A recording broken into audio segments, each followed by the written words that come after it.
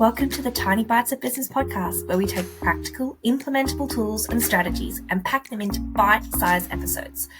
I'm your host, Sarah Wooden. Let's talk about systems, streamlining, and business strategy. Hello, welcome to another episode. Today we've got another guest edition, which I'm super excited for. I'm bringing in Chenae, who specializes in strategy and intuitive guidance for women in business. Like me, I have worked with Chenae myself, and I have her book, which is exactly what we're going to talk about today, because she's literally written the book on business feeling like a prison and what to do about it. So, hi Chenae, welcome. Hi Sarah, thank you for having me.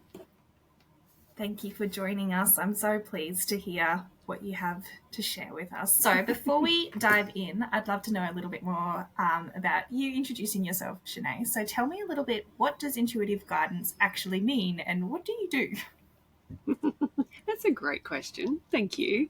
So the work that I do in the world bridges the gap between business strategy, which any old business coach will be able to support you with, and things that feel good for the individual. And so it doesn't look like anything really obvious in a given conversation. I'm not like, I'm just going to gaze into my crystal ball and tell you what I'm seeing. It's not like that. But the way it works for me is I've done a lot of work with intuition. I've done a lot of training and I've strengthened that muscle within me. So as I work with my clients on things that are really practical and really strategy, I'm also drawing upon what I'm receiving intuitively based upon the conversation that we're having. So for example, I might be speaking with you, Sarah, and we'll be talking about something, a project or something or other, and I'll have a little bit of a nudge. And so I'll ask a question that is informed by that nudge. You as the client aren't necessarily knowing that that's an intuitive nudge. It's all very seamless, but it's important to know that it's both ways. I then also say, how does that feel for you? And you can then feel into something. So you can go, what are the signals for me in this moment? And you've probably heard me say that a lot. How does that feel? Yeah. And this is where we see advice being given that actually fits people rather than being the cookie cutter hustle culture standard of just do the thing that doesn't actually feel good for people. And then they feel frustrated by the fact that they've hoped to find a mentor and sort of been pushed in a direction that doesn't feel good. So I think it's really important. All right. So I know that one of your passion topics and something that everything you do sort of is underpinned by is this idea of entrepreneurial freedom. So can you explain to us a little bit more, what does that actually mean and why is it so important? I absolutely can. Thank you for asking that. So there's a lot that I could say, but in an effort to be brief, entrepreneurial freedom is the idea of what we first imagine things would look like and our lives would look like when we kind of either dreamt about having a business or first started having a business. And for some people that's ages ago, and for others it's more recent. Regardless, how we imagine that work-life balance is essentially what, you can boil that down into entrepreneurial freedom. And it's not one thing, because for some people what motivates them to have a business is to be able to be there for their children. And for other people, it's because they want to break free of the mold of Monday to Friday, 9 to 5. Other people, like the flexibility to choose their own hours and to choose the environment that they work in, i.e. their home, a cafe, whatever. And so whilst it's different for every person, when you boil it all down, entrepreneurial freedom is, what is it that I want? How do I want it to look? How do I want it to feel? And what do I want to experience as a result of having this business? Because we often do it to not have to work for somebody else. And there's that sense of freedom that comes with that, which is a very big motivator. And pretty much every business owner that I've spoken to has a value around freedom in some way, shape or form that's motivated their business. Look, the reality is that unless we're aiming to create something with business, there's really no point being here. Like, you're taking on extra liability and extra risks. You're in charge of trying to understand the market and the promotion and everything else.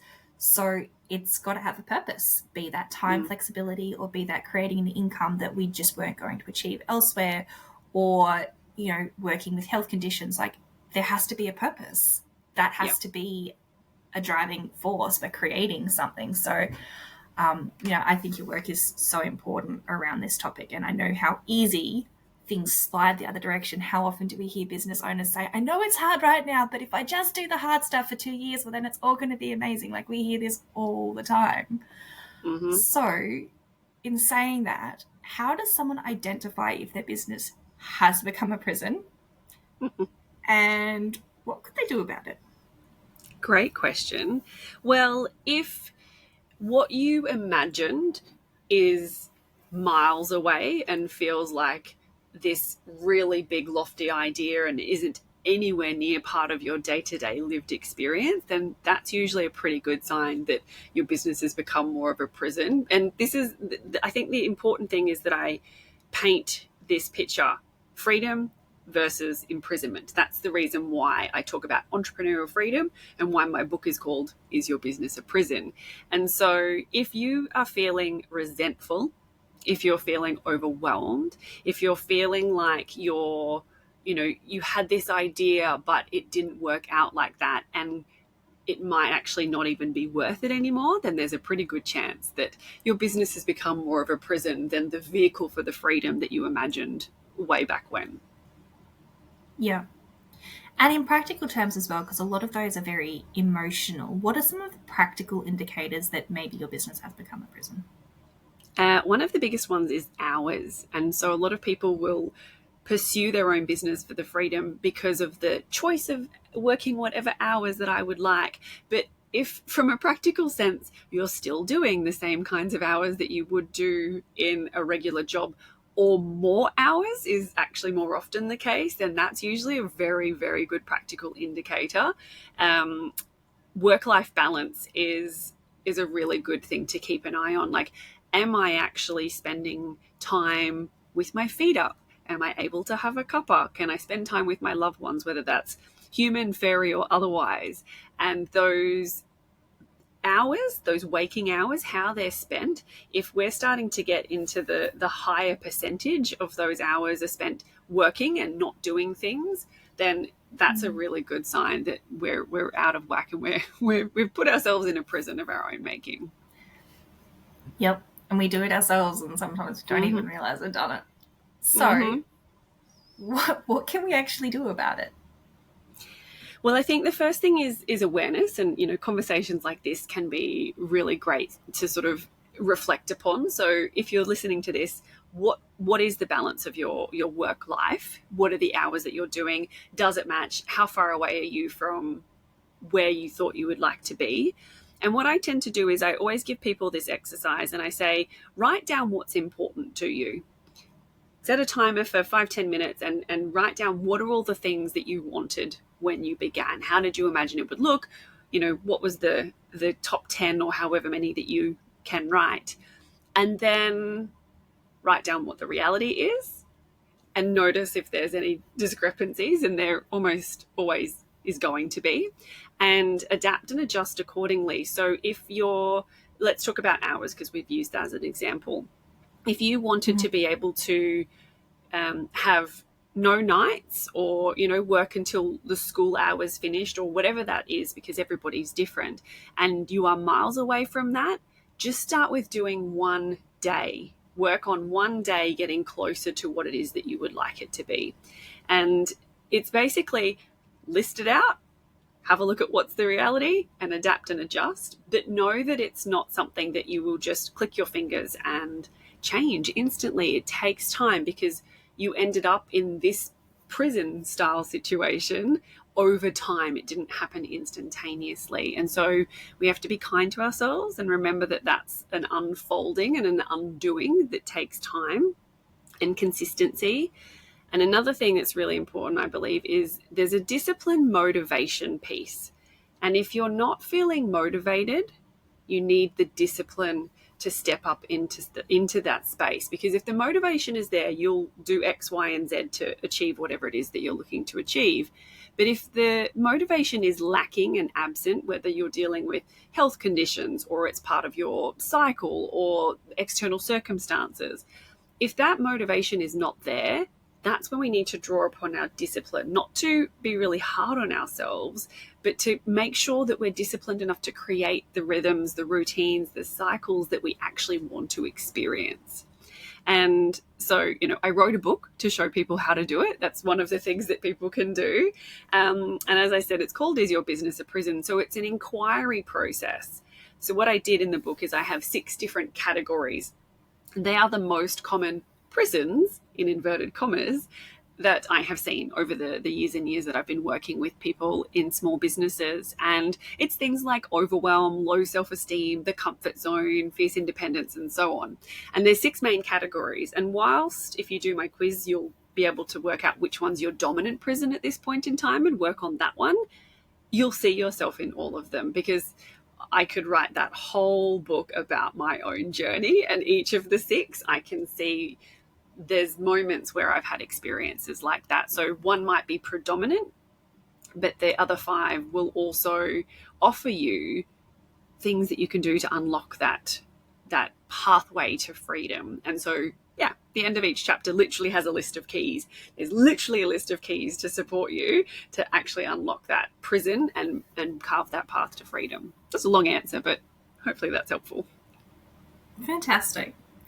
And people can find that quiz for free on your website, and I'll link it on the show notes as well. So yeah, absolutely. Fantastic. All right, well, I think that's really powerful. I think so many business owners are on the point of burnout, especially after the last couple of years, and pivot, and no, you can't do that, and now no, you can't do that. And, so people have tried to come up with solutions, and sometimes those solutions have maybe backed them into a little bit of a corner. So I think this message is really powerful in transitioning business back to something that feels good and empowering as a business owner to be actually doing something that lifts you up rather than pushes you down. So thank you very much for sharing. Is there anything else that you would like to share before we close out?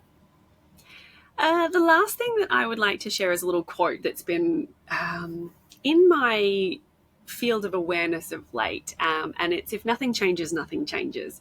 And I think that's something that's really, really important to remember as we start to look at freeing ourselves and working towards that freedom is, if nothing changes, then nothing will change. So whilst it's uncomfortable and maybe not so fun to make those changes, that's how we actually create that freedom that we're desiring. So I think that's the last thing I'd like to add.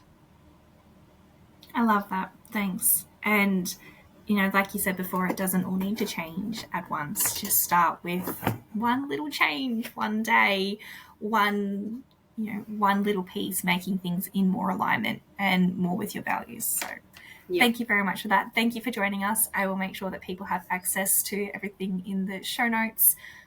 It's lovely speaking with you. Thanks, Sarah. Bye. See ya.